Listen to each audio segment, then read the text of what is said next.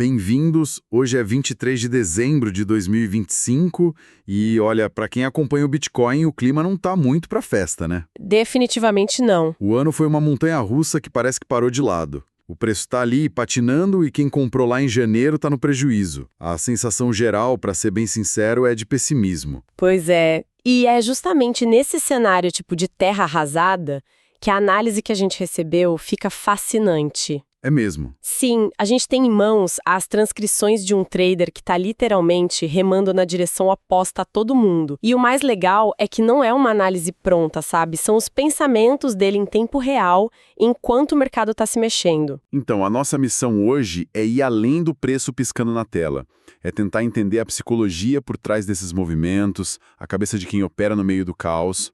Vamos mergulhar na estratégia de um profissional que parece ver oportunidade onde a maioria só vê um abismo. Exato.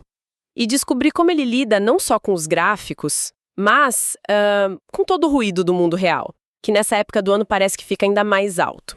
Vamos tentar entender essa lógica. Ok, vamos analisar isso então. O ponto de partida que a gente tem é um mercado que não vai para lugar nenhum, né? Tá travado ali na casa dos 87 mil dólares. E como a gente falou, o sentimento é de pessimismo total. O trader nas fontes confirma isso. Quais são os caminhos que ele enxerga a partir desse impasse? O interessante é que ele não tenta adivinhar o futuro. Ele se prepara para cenários, assim, quase opostos. O primeiro é o otimista, que vai contra tudo que se ouve por aí. Ah, já gostei. Ele levanta a possibilidade de que o fundo do poço, na verdade, já tenha sido encontrado, lá perto dos 80 e 400.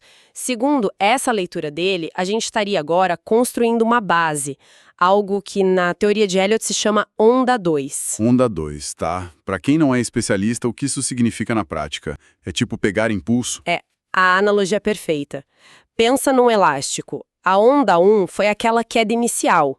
A onda 2 é esse momento de calmaria aparente, de pessimismo, que funciona como o elástico sendo puxado para trás, sabe? Entendi. A consequência, se essa teoria estiver certa, seria a onda 3, um movimento de alta forte, rápido e que pegaria 99% do mercado de surpresa, justamente porque está todo mundo olhando para baixo. Isso de ir contra o pessimismo geral parece uma boa regra, mas funciona sempre.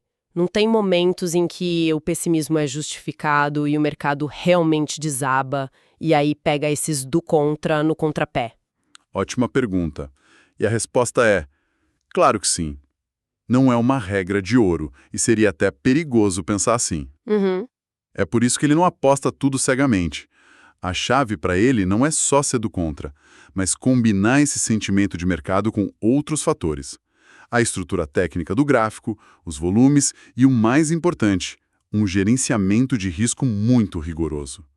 Ele só aperta o gatilho quando várias peças desse quebra-cabeça se encaixam. Faz sentido. E é por isso que ele também tem um plano para o caso de o pessimismo estar certo, que seria o segundo cenário, o da queda, o que ele prevê aí. Aí ele diz que se o mercado continuar nessa lerdeza, sabe, sem força para subir, a probabilidade de uma nova queda aumenta. E aí ele desenha duas armadilhas possíveis. Ele usa os termos técnicos running flat e expanding flat. Ok, vamos traduzir isso. Running flat e expanding flat. Para quem não vive mergulhada nos gráficos, o que esses padrões significam na prática? São tipo sustos diferentes para os desatentos? Exatamente. Pensa neles como se fossem fintas do mercado. Um running flat é uma correção que não tem força para fazer um novo fundo. É uma queda mais fraca, quase lateral, que vai cansando os investidores. Certo. Já o expanding flat é mais traiçoeiro. Ele rompe o fundo anterior, faz todo mundo achar que o mundo vai acabar, aciona todos os stops e só então ele reverte com uma força brutal. O trader está se preparando para essas duas possibilidades de susto final antes de uma possível reversão. Tudo bem. Então a gente tem um cenário otimista e um pessimista, com uma chance bem real de queda. A tipo de lógica para a maioria seria esperar, né? Ficar de fora, assistir da arquibancada. Mas esse trader não fez isso. Nem um pouco. E é aí que a mentalidade dele se separa da multidão. No meio dessa incerteza toda, com medo no ar, ele foi lá e comprou. Peraí, Ao vivo, Durante a análise, ele executou uma ordem de compra em 86.645. Peraí, com o risco de uma queda para 80 mil ou até menos, ele compra. Por quê? E, mais importante, como ele se protege se estiver errado? É aqui que entra a parte mais genial da estratégia dele, que é o gerenciamento de risco. Ele fez essa compra sim, mas com um stop loss. Uma ordem de venda automática caso o preço caia, a apenas $36 de distância. O quê? Um stop de $36, num ativo que vale quase 87 mil. Isso é poeira, é menos de 0,05% de risco. Qual é a lógica por trás de um risco tão milimétrico? É a essência do que os profissionais chamam de risco assimétrico. Ele está dizendo o seguinte, olha, eu acho que posso estar certo e o mercado pode subir a partir daqui, mas eu sou humilde e sei que posso estar redondamente enganado. Certo. Se eu estiver errado, quero que o prejuízo seja insignificante, um arranhão. Ele arrisca $36 para um ganho potencial de centenas, talvez milhares de dólares. A desvantagem é minúscula e a vantagem é enorme. A maioria dos amadores faz o exato oposto. Arrisca muito para tentar ganhar pouco. Entendi. Então essa compra pontual, com esse risco minúsculo, faz parte de uma visão maior, é isso? Exatamente. Isso nos leva ao segundo ponto da análise dele, que é a perspectiva de longo prazo. O argumento central dele é, mesmo que o Bitcoin caia mais, mesmo que a gente esteja tecnicamente num bear market, nós estamos no fim dele, não no começo. E essa mudança de perspectiva é tudo. Como assim? Qual a diferença prática entre estar no começo ou no fim de um mercado de baixa? A diferença é a sua atitude.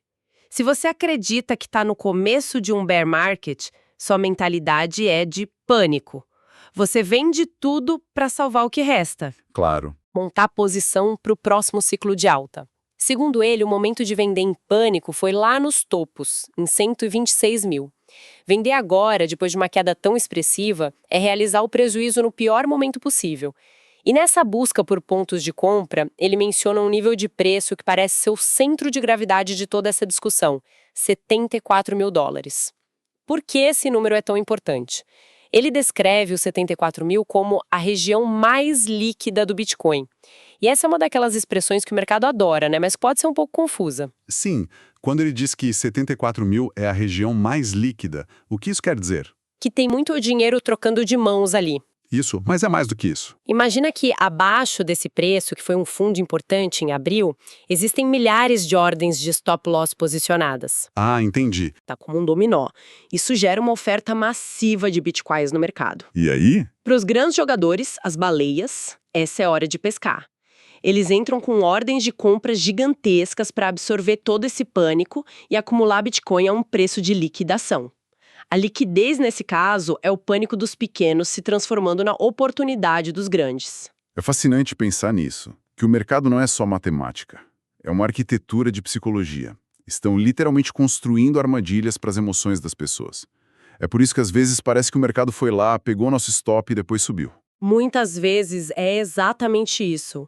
É um jogo de transferência de riqueza movido a medo e ganância.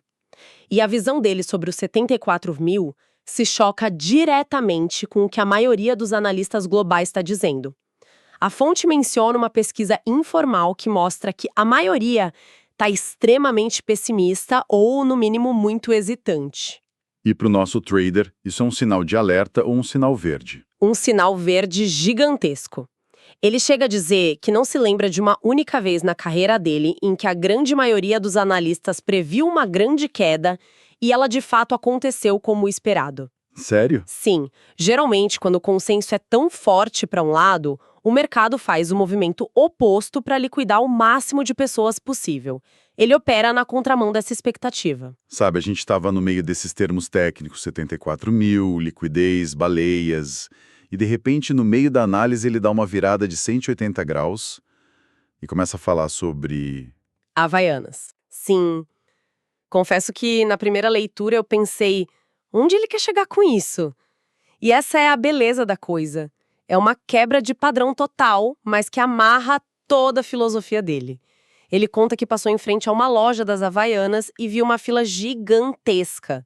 A fila era por causa de uma polêmica, uma briga política envolvendo a marca e um comercial. Ele olhou para aquilo e classificou como uma cortina de fumaça. Uma cortina de fumaça. Para desviar a atenção do quê? Dos problemas reais. A mensagem dele é brutalmente direta. Enquanto as pessoas gastam tempo e energia brigando por causa de uma marca de sandália ou por narrativas políticas polarizadas, elas estão perdendo foco no que é absolutamente essencial. Que seria a própria vida, a família, os objetivos pessoais, a saúde financeira. Ele vê isso como uma distração em massa projetada para nos manter ocupados com o irrelevante, enquanto as oportunidades de verdade e os perigos de verdade passam despercebidos.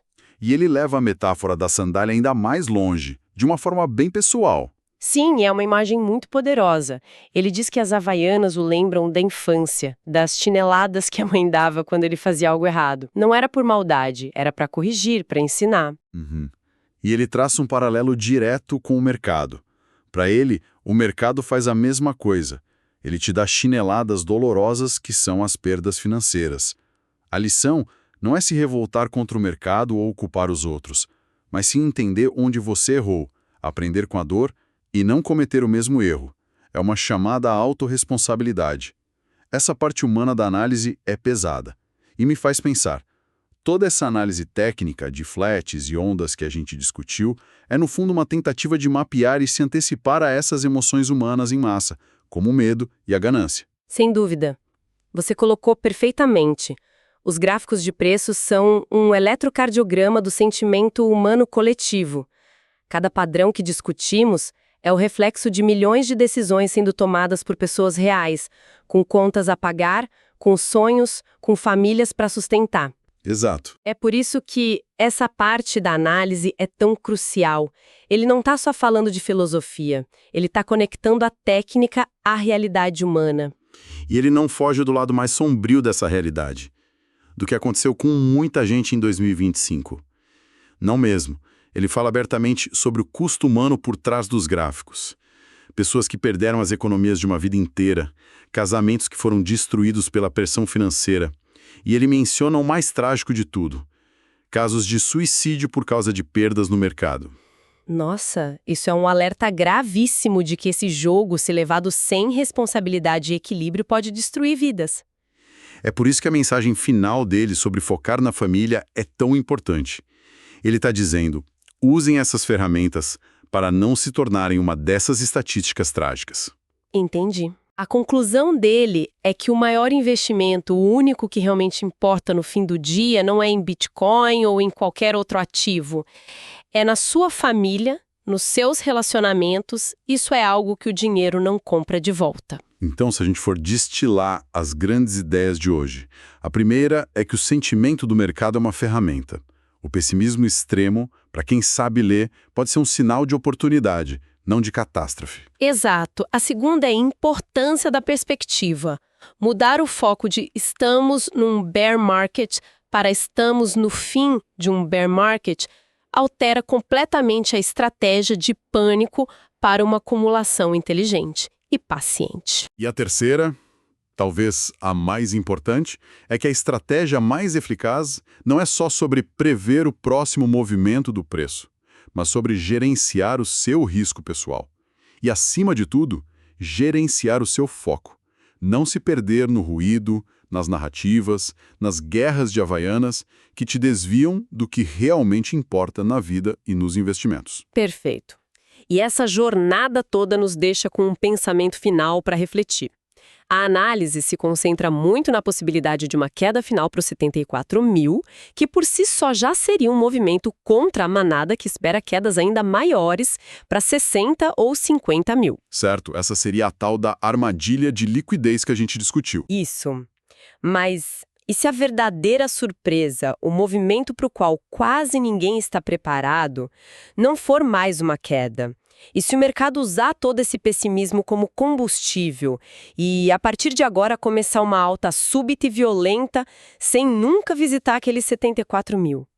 Que tipo de armadilha psicológica isso criaria para a imensa maioria que ficou sentada na arquibancada, esperando ansiosamente por preços mais baixos para comprar?